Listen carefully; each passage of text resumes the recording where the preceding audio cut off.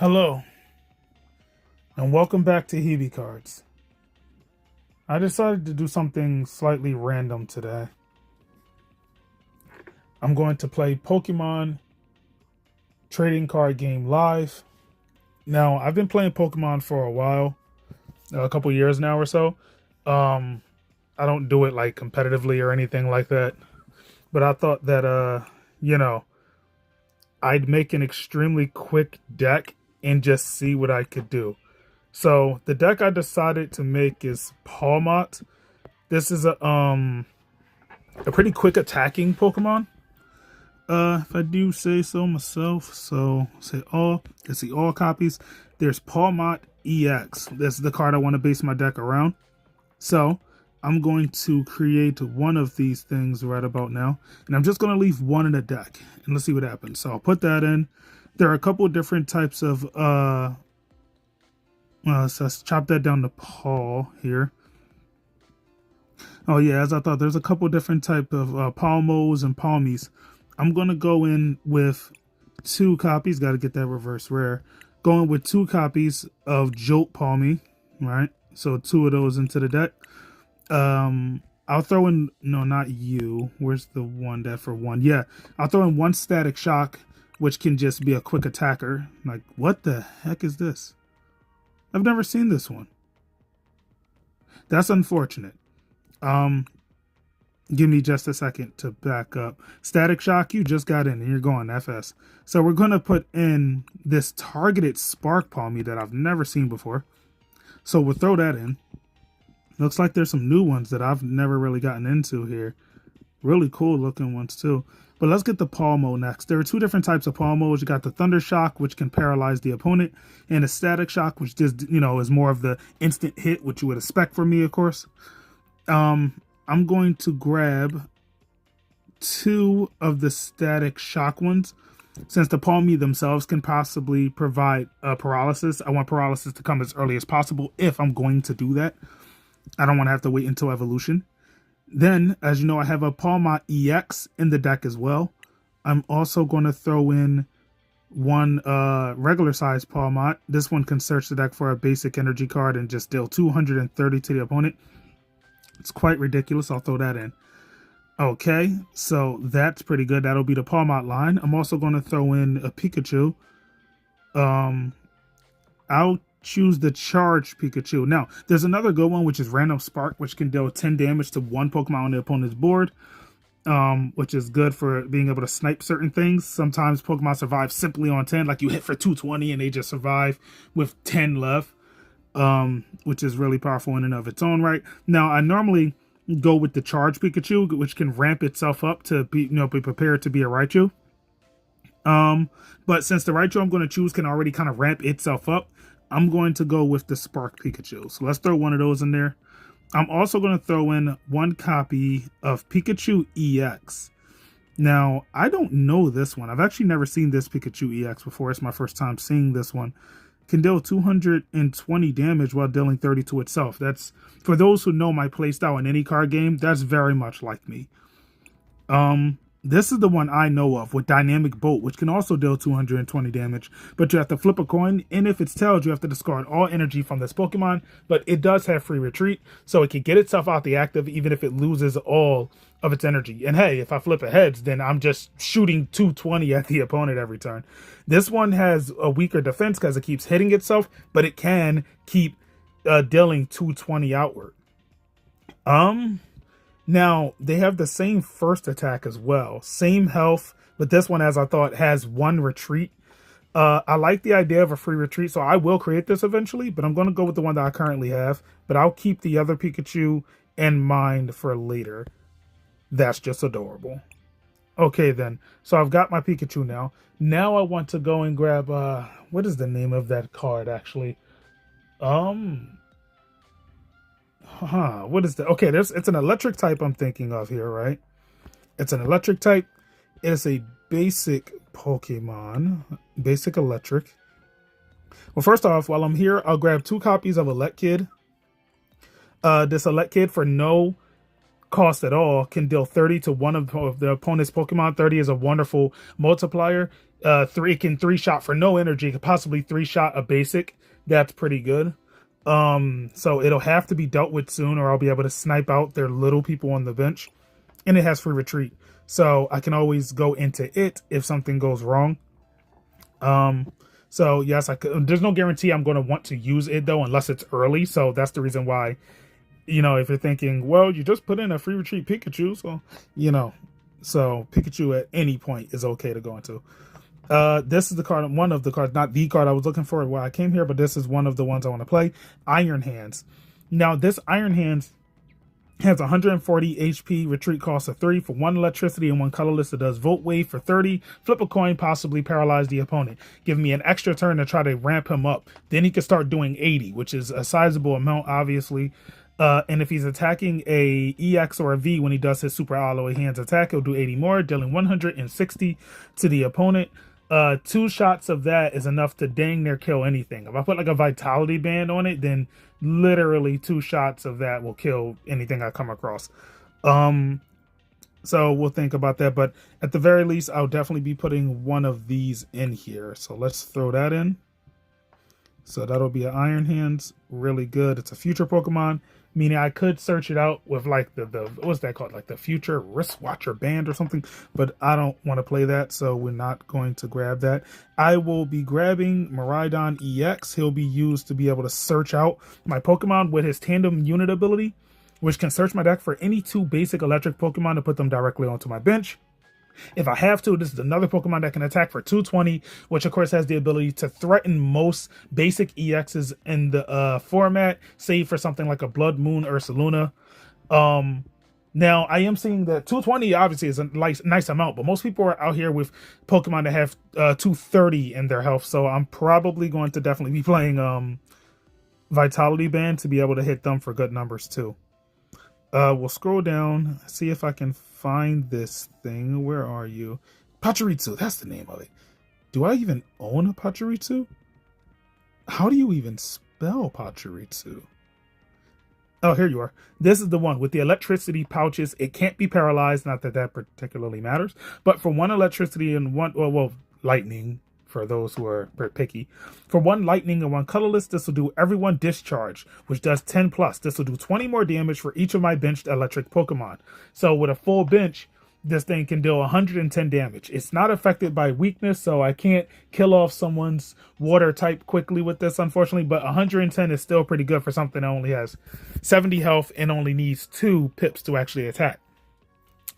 Because they take this thing out and they only get 1 prize, so being able to deal 110 for 2 is pretty good. Now you would think to yourself, well, how am I going to keep the bench high enough for this to matter? Well, that much is easy. I'm putting 2 of those in, by the way. That much is easy, as Miraidon can easily fill up the bench, so pretty good. That's 16 Pokemon currently to work with, and I don't think that's too bad of a number, so I'm going to stick with 16 for now. Let's go to the trainers. We're going to grab a Nest Ball or 3.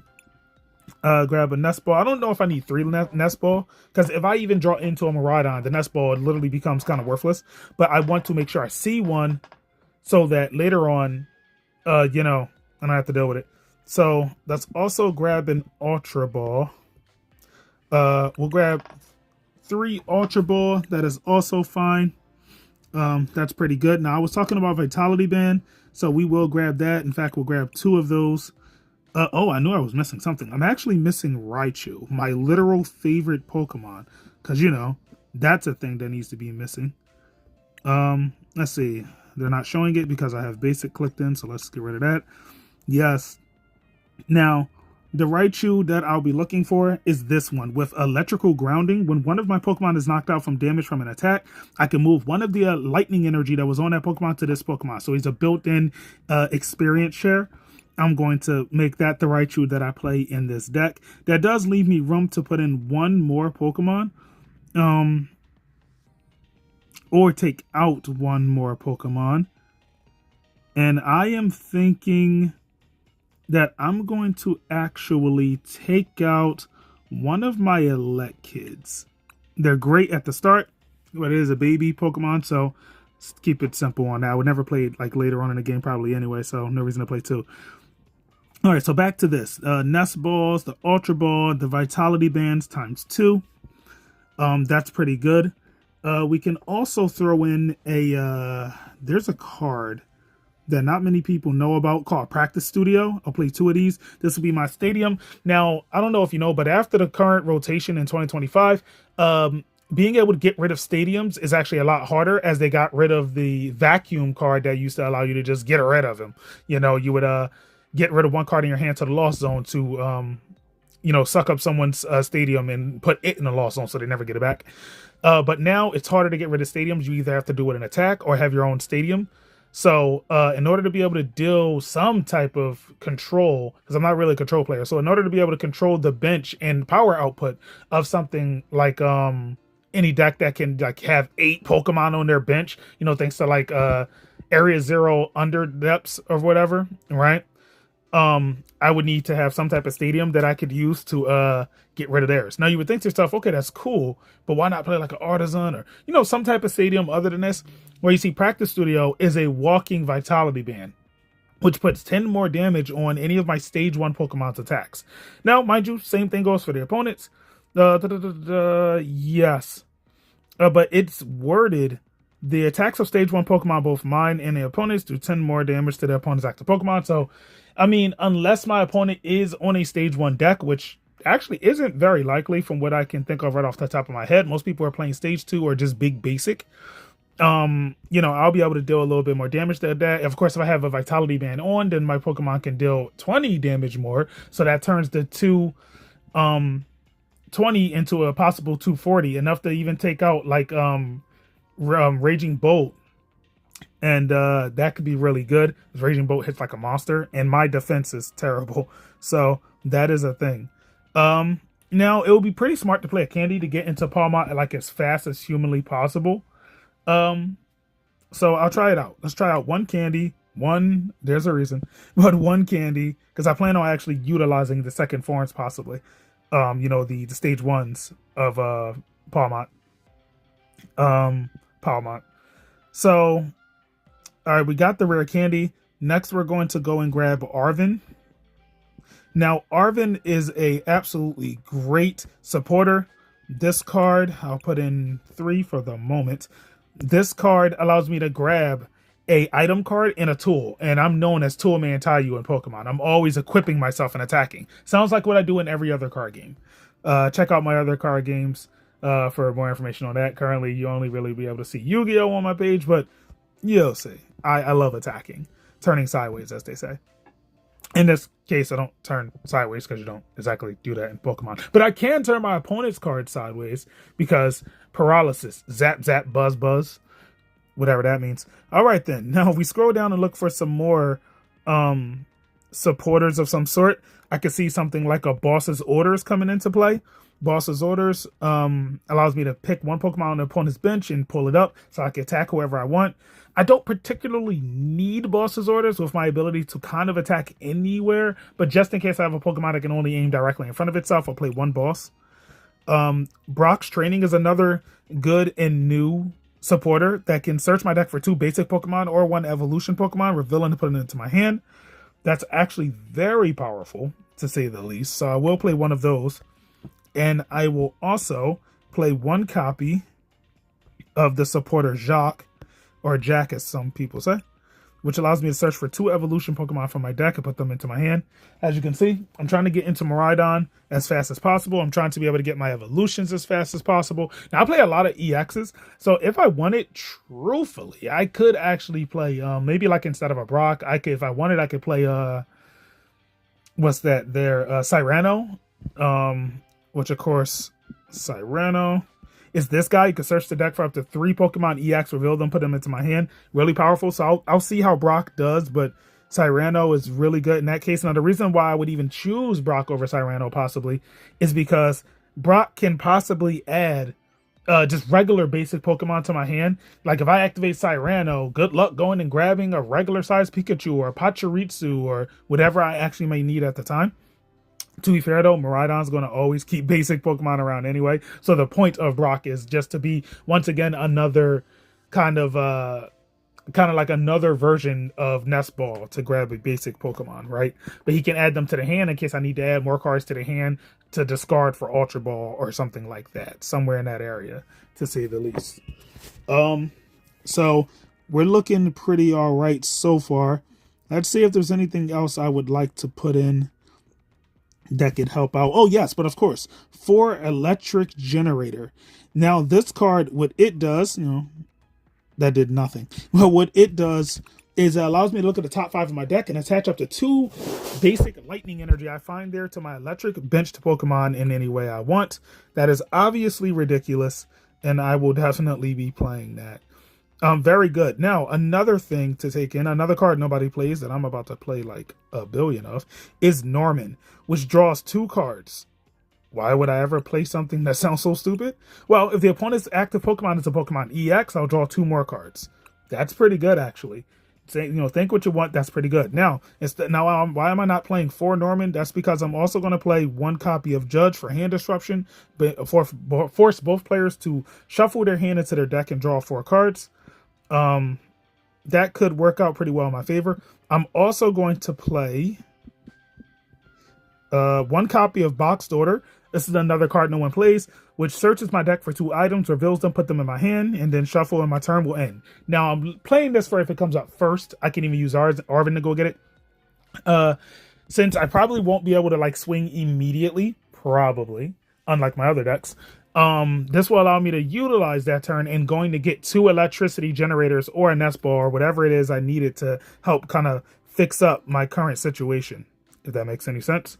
All right, I'm going to go over to the energies real quick, and we're just going to grab some energies, right? So let's find out. That's kind of weird. Let's grab this. All right, I'm going to grab a clean 10 energies to start, just to get an idea how much space I have left. Okay. 2. Okay, we got some space. I can probably up my energies to 14 and be fine with that. 14 electric energy sounds pretty good. There's the jet energy as well to be able to pull people out of the active that don't have free retreat. That could be pretty good. I just don't want it getting in the way of anything I might be looking to play here. So what I'll do is I am going to have Boomerang energy is looking pretty good too, but I'm going to play in, I don't even have that. Let's put it on only owned so I can see exactly what I have. Okay, jet energy, you are looking pretty spicy. Okay, then we're going to throw in a jet energy for that 1 switch, if you will, and a legacy energy for my ace spec. Ace spec cards are 1-ofs. You can only play 1 of them in your deck. This will give me 16 energy in my deck. Hopefully that's pretty good. As you could imagine, right? 2 more cards to fill out the deck. I like to play 12 supporters. So 1, 2, 3, 4, 5, 6, 7, 8, 9, 10. I have room for exactly 2 more. So we're going to go supporter, right?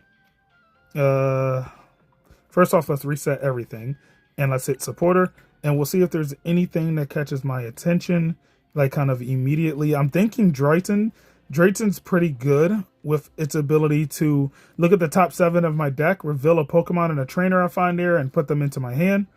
This can help me search out my, possibly help me search out my electricity generators. So I think that could be pretty good. Now, the searching of Pokemon, my deck has unbelievable amounts of Pokemon search. I feel like too much, but at the same time, I just have to test it. So this will be the deck. Let's finish off by giving it a name, and we're going to call it Thunder Punch. Okay, we'll call it Thunder Punch, right? Confirm that.